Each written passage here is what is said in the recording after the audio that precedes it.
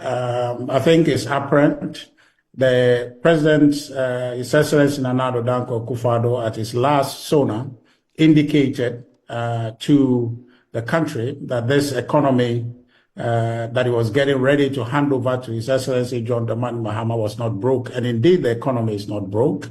We handed them a growing economy, much better economy than His Excellency John Dramani Mahama handed to us in 2017. And it's kind of nostalgic to see that the same person who handed us a poor economy is picking up a growing economy from us in 8 years later. And somehow he shows up in Parliament some 50 days in office to say that he has inherited an economy that is akin to a crime scene. Nothing could be further from the truth. He inherited a growing economy that records even pronouncements from the IMF and the World Bank indicates that it was economy on a path of growth.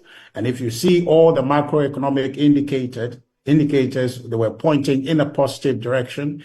He knows when he left office, the debt to GDP ratio in 2016 was about 73.3%. He's inheriting 72%.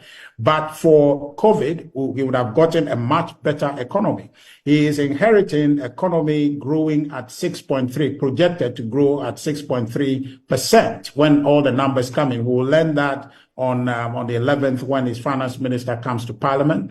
He left an economy that was contracting and he left at 3.4%. You cannot say that economy, which is better than what you left, has been mismanaged. He left an economy whose trade balance was deficit, whose trade balance was deficit by about 1.8 billion. But he's inherited an economy with a trade balance of 3 billion, 8.5, almost about $4 billion dollars in surplus that is inheriting. He left economy whose current account position indicates the health of the country, which showing how much money was moving through the economy in terms of trade, in terms of transactions and transfers.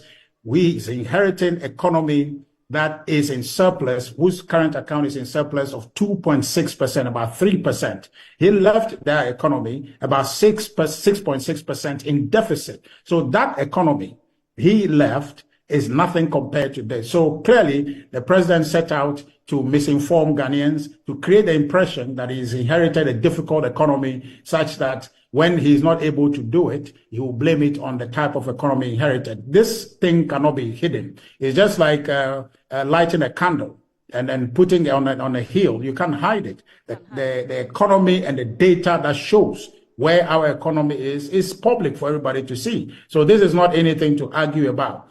If he was specific to say that, yes, he left inflation at about 15.1 or 15.4, and today, or when we left office, inflation was about 23, then he may be making a point. But even that, there is a story to that which they conveniently have refused to accept. And unfortunately, you in the media have not made a point clear to them, such that they refuse to accept the difficult position of COVID and how that impacted our economy and the difficulties that we're in. So in 2022, you saw our inflation went to a high of 54.1%. But at present time, as we're leaving, we managed to bring that down all the way to 23% before leaving. When times were good, before COVID, this government, the Nana Addo Dankwa Akufo-Addo government, brought inflation down to historic level.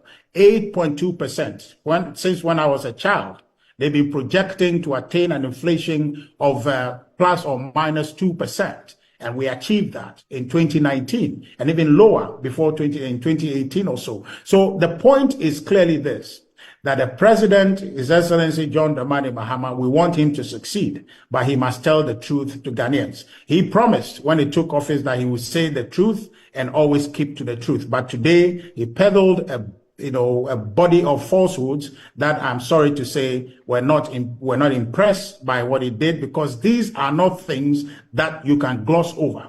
The economic indicators that we left him, they are not things that you can gloss over and say they don't exist. We left him a gross national reserve of about, a gross international reserve of about 8 billion, going on to $9 billion. That is about 5 months of import cover. He left 6.2 billion in 2016 when he left office. How is 6.2 billion better than $8 to $9 billion that he's inheriting? So clearly, the president did not say the truth as he ought to say to Ghanaians. He came to try to create an impression, false impression for Ghanaians that he's inherited a poor economy, but he has not inherited a poor economy. He's inherited an economy that is better than what he left when he left office in 2017. And that is the fact. And that is the fact that we must speak now and always. Now, what he's able to do is what we want to see. He's made a lot of promises, talked about a lot of things that he wants to do. We are waiting. What we have to do to support, we will do, provide constructive opposition for him, support where we have to support, hold him to account where we have to hold him to account. But the record must be set straight that this economy that he sought to besmirch, this is not economy that is worse than what he left. This economy that is better. And to be blunt about it, is an economy that is growing. And the point we want to make to him tonight is that he must be mindful not to regress the progress that he has inherited. He should build on it and make it better so Ghanaians can get value for the vote they gave him on December 7th. Right. Richard, those are a lot of figures you've thrown out there. We will do our own research and just make sure that all the figures from your side and from President John Dramani Mahama's side are all the truth, actually. Because he's also talked about indebtedness to the tune of about 68 billion cedis to ECG and Cocoa Board, 32.5 billion indebtedness and all of that. We would, again, look at all of these figures. You know that there hasn't been any time where a government leaves office without debt. Right. As you and I speak, let me just make this point to you. As you and I speak, right, in the 7 weeks or so that he has been in office, the NDC has borrowed close to about 60 billion already Ghana cedis. Yes, that's on average a little over 1 billion a day they have borrowed since coming into government. You understand? So when they are talking about debt, they ought to watch it. The issue about debt to ECG is not new. When he left debt over there. The wall that he did today was nitpicking to try to create a certain impression things were hard. It's not true. When he left office, there were such debts that he left. Otherwise, why did we start from 122 million Ghana cedi debt when he left office? Those were debt. You can break them down at debt to this agency. But Richard, your part about things are not hard. The part about things are not hard. I'm not quite sure because I don't know which other Ghana you live in because things are not. No, I didn't say things are not hard. Did you hear me say that? I didn't say things are not hard. I didn't say that. Well, I heard that. I heard that.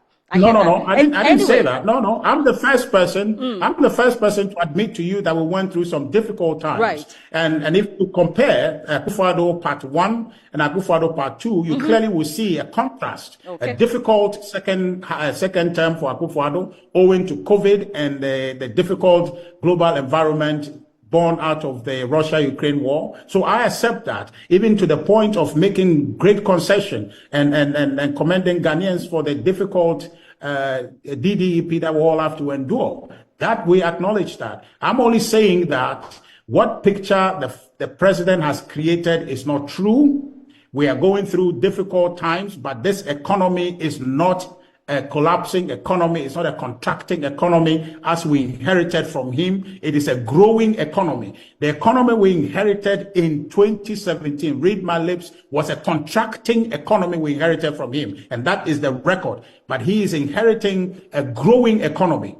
That's a fact. This is not being made up. Now, are things exactly okay Everybody okay? No, but that is the business of governance, that you engage and try to improve conditions. If everything was all right, there won't be a need for him to come and lead the country. Richard, So this is getting interesting, but I might have to let you go. But before then, Agenda 111, not a single Agenda 111 project was fully completed and operational. And we are told some are still... That is not true.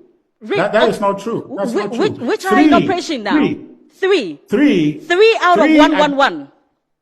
Yes. 3 of the... So you need to... You see, that's one of the misinformation His Excellency put out again today. That's a misinformation. Now, what are the 3? Can you name the 3? Yes. So let me just set this up for you. You remember that in 2017, when we came to office, we had to operationalize UGMC. Right. The hospital was built when they were in office, but we came to operationalize it. There's a difference between the building phase and the operationalization. Right now, as we speak, the hospital in Ahiagbah, Kwahuma in Ashanti region, that's the first Agenda 111 hospital that was commissioned. That's the one the president himself commissioned in Trede. That hospital is complete and was commissioned on the 5th of December. There's another one in Kokobin in the Ofurikrum district. That one has also been completed. In Ahanta West, Bokro, that also is completed. Now, are they operational? 3 of them are completed. The operationalization would be done if we were in government. Right. We commissioned this on the 5th of December. The business of making those hospitals operational are President Mahama's responsibility. Right. Just as it was our responsibility to operationalize the UGMC for them, and they claim all throughout our 8 years that they built UGMC, We operationalized it. Right. But you didn't hear us come to say that the hospital was not operationalized. We said that it was our job. Right. We operationalized it. Same now, it is his job to go and operationalize all it. The that hospital is built, it's been resourced. He should get human hospital operational teams in there, nurses, administrators to run the hospital. Right. That is his responsibility, not Akufo-Addo, who is no longer the president of this country. Richard Ahiagbah, we will leave the conversation here. There's so much to talk about, but this is all time will allow us. We'll get in touch with you in subsequent bulletins to have more conversation.